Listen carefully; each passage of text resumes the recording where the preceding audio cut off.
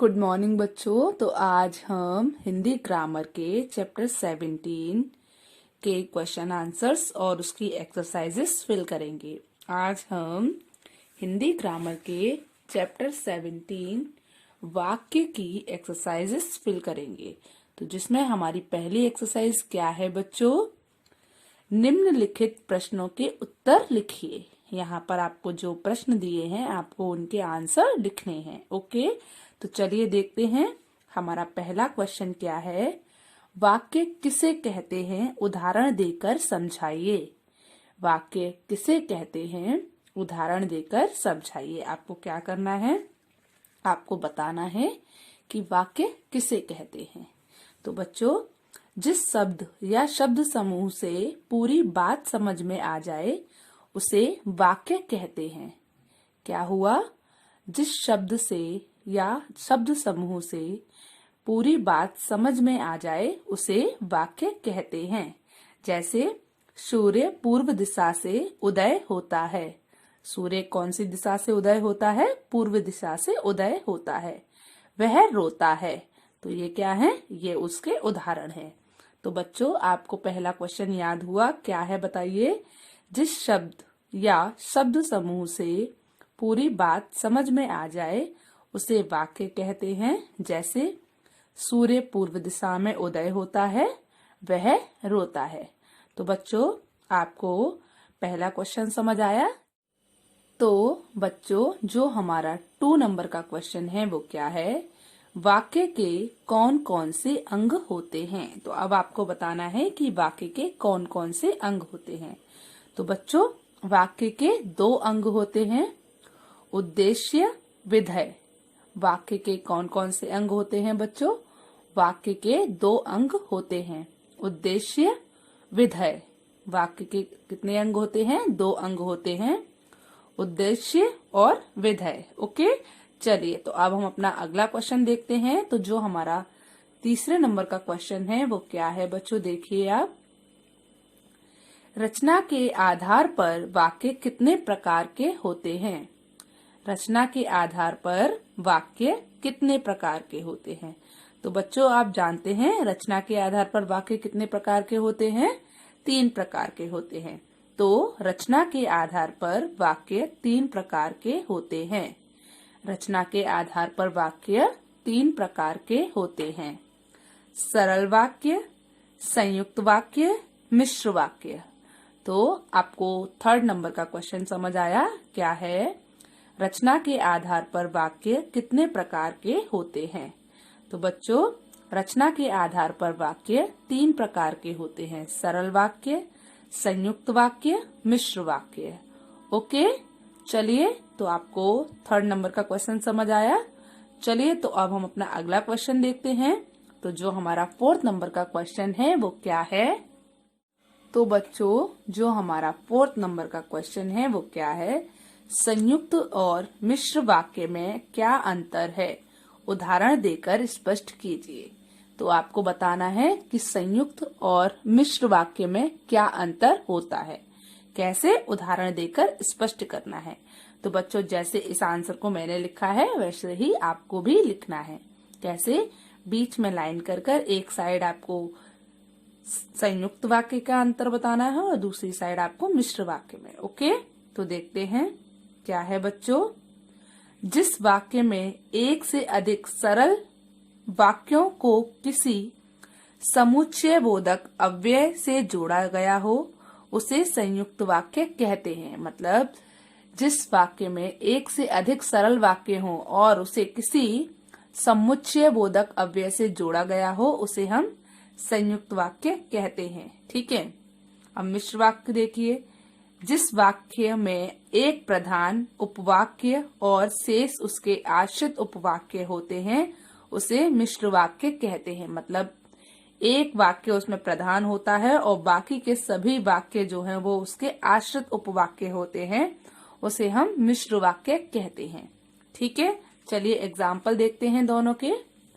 जैसे वह यहाँ आया था परंतु मुझसे नहीं मिला। वह यहाँ आया था पर मुझसे नहीं मिला। तो ये कैसा वाक्य है? संयुक्त वाक्य है। क्यों? यहाँ पर 2 सरल वाक्यों का यूज हुआ है। ठीक है, अगला देखिए, मैं जानता हूं कि आप मेरी सहायता अवश्य करेंगे। तो बच्चों यहाँ क्या है, यहाँ मिश्र वाक्य है, तो यहाँ पर एक उपवाक्य है और बाकी के उसके आश्रित वाक्य हैं। ठीक है, तो एक बार फिर से पढ़ लेते हैं। तो जिस वाक्य में एक से अधिक सरल वाक्यों को किसी समुच्चय बोधक अव्यय से जोड़ा गया हो उसे संयुक्त वाक्य कहते हैं। जैसे वह यहाँ आया था पर मुझसे नहीं मिला। ठीक है, अब मिश्र वाक्य देखिए, जिस वाक्य में एक प्रधान उपवाक्य और शेष उसके आश्रित उपवाक्य होते हैं उसे मिश्र वाक्य कहते हैं। जैसे मैं जानता हूं कि आप मेरी सहायता अवश्य करेंगे। तो बच्चों, आपको 4th नंबर का क्वेश्चन समझ आया। चलिए अब हम अपना अगला क्वेश्चन देखते हैं। तो 5th नंबर का जो हमारा क्वेश्चन है वो क्या है, देखिए, अर्थ के आधार पर वाक्य कितने प्रकार के होते हैं उनके नाम लिखिए। अब आपको क्या करना है, 5th नंबर का जो आपका क्वेश्चन है उसमें आपको बताना है कि अर्थ के आधार पर वाक्य कितने प्रकार के होते हैं। तो आपको ये पता है कि वाक्य को 2 भागों में वर्गीकृत करा गया है, रचना के आधार पर और अर्थ के आधार पर। मैंने आपको समझा दिया कि रचना के आधार पर वाक्य 3 प्रकार के होते हैं, सरल वाक्य, संयुक्त वाक्य और मिश्रित वाक्य। और अब हम क्या जानने वाले हैं कि अर्थ के आधार पर वाक्य कितने प्रकार के होते हैं और उनके नाम क्या होते हैं। ठीक है, तो अर्थ के आधार पर वाक्य 8 प्रकार के होते हैं। अर्थ के आधार पर वाक्य कितने प्रकार के होते हैं बच्चों? 8 प्रकार के होते हैं। विधिवाचक वाक्य, आज्ञावाचक वाक्य, प्रश्नवाचक वाक्य, निषेधवाचक वाक्य, विस्मयादि बोधक वाक्य, संदेहवाचक वाक्य, इच्छावाचक वाक्य, संकेतवाचक वाक्य। एक बार फिर से बोलिए, अर्थ के आधार पर वाक्य कितने प्रकार के होते हैं? अर्थ के आधार पर वाक्य 8 प्रकार के होते हैं। विधिवाचक वाक्य, आज्ञावाचक वाक्य, प्रश्नवाचक वाक्य, निषेधवाचक वाक्य, विस्मयादि बोधक वाक्य, संदेहवाचक वाक्य, इच्छावाचक वाक्य, संकेतवाचक वाक्य। तो बच्चों, आपको हिंदी ग्रामर के चैप्टर 17 वाक्य की पहली एक्सरसाइज समझ आई। चलिए तो अब हम अगली एक्सरसाइज देखते हैं। तो खा नंबर की जो हमारी एक्सरसाइज है वो क्या है बच्चों? तो खा नंबर की जो हमारी एक्सरसाइज है वो क्या है?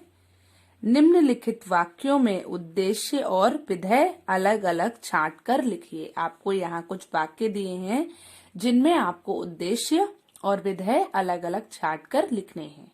ओके, तो बच्चों, जैसे मैंने साफ साफ और सुंदर राइटिंग में इस एक्सरसाइज को उतारा है वैसे ही आपको भी इसको नोट डाउन करना है। ओके, तो चलिए देखते हैं।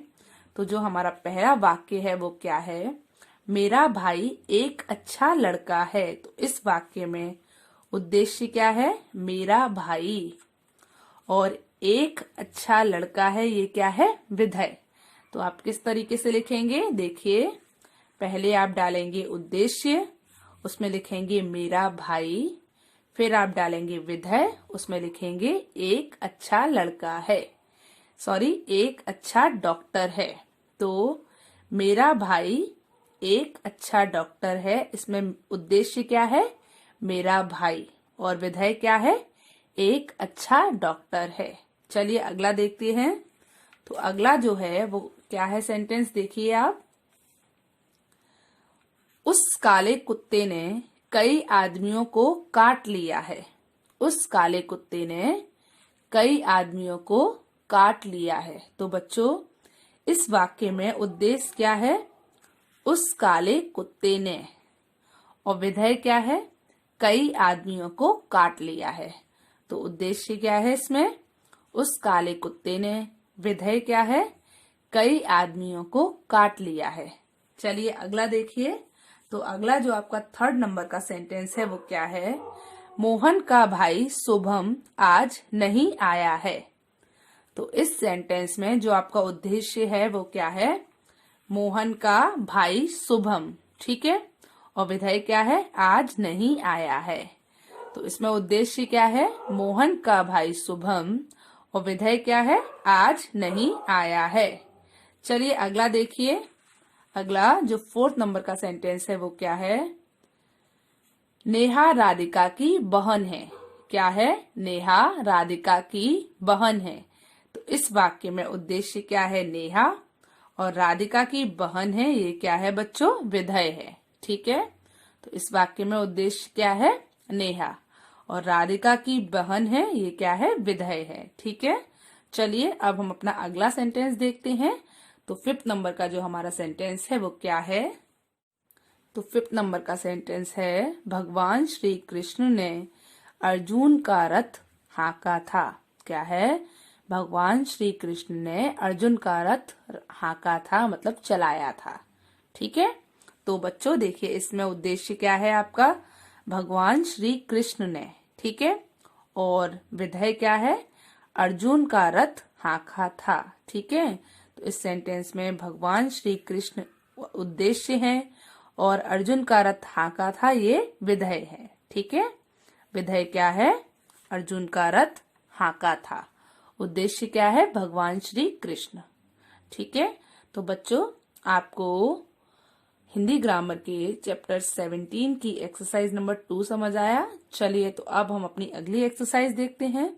तो 3rd नंबर की जो हमारी एक्सरसाइज है वो क्या है? तो बच्चों जो हमारी 3rd नंबर की एक्सरसाइज है वो क्या है? निम्नलिखित वाक्य कैसे हैं? संयुक्त, सरल अथवा मिश्र। मतलब जो आपको यहाँ वाक्य दिए हैं वो कैसे हैं? सरल वाक्य हैं, संयुक्त वाक्य हैं अथवा मिश्र वाक्य हैं। तो आपको पढ़ना है और पहचानना है। तो पहला वाक्य जो दिया है वो क्या है? अच्छे बच्चे सदा सत्य बोलते हैं। ये कैसा वाक्य है बच्चों? ये सरल वाक्य है। अच्छे बच्चे सदा कैसे बोलते हैं? सत्य बोलते हैं। तो ये कैसा वाक्य है?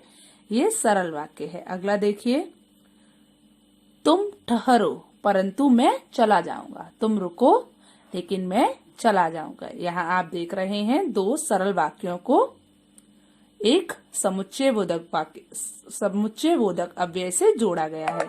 तो ये कैसा वाक्य है बच्चों? देखिए, बताइए मुझे। ये संयुक्त वाक्य है। कैसा वाक्य है? ये संयुक्त वाक्य है।